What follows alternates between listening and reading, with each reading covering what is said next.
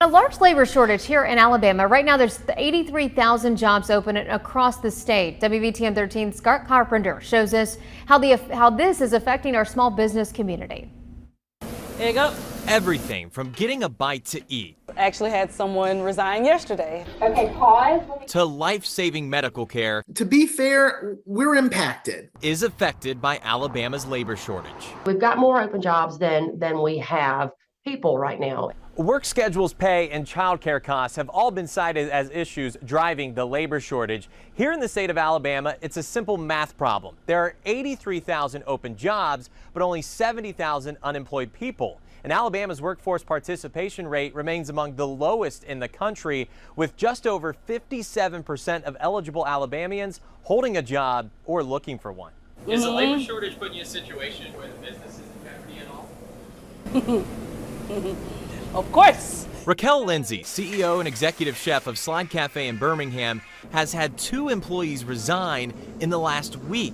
Turnover is really just kind of making it where I have to just go back to something I can be here from open to close. That's 2 orders. She says increasing food and overhead costs is killing her business. So you can't offer the consistent hours. You can't offer the 401k. You can't offer the medical benefits. And I feel like that's kind of what retains people, is being able to offer benefits. In this industry, we're not able to do that because our margins are so tight.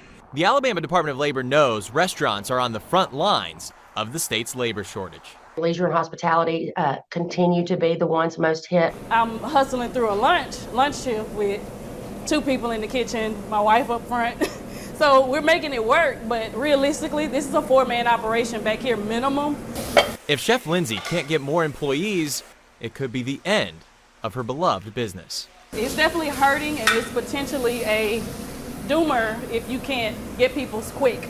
The state's labor shortage is hurting nearly every industry. University of Alabama Birmingham Medicine has no choice but to bring in workers from out of state. UAB has not shuttered services, and that oftentimes is what can happen to hospital if you don't have enough staffing.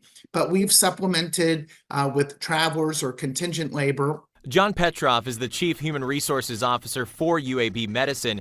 He says there's a shortage in most medical professions across the country, but especially with nurses. At UAB, there's simply not enough qualified applicants. A nursing position, you may have 1 to 2 applicants. Given the shortage of applicants for jobs, UAB Medicine says retaining employees is one of their top priorities. It's not just about recruiting talent.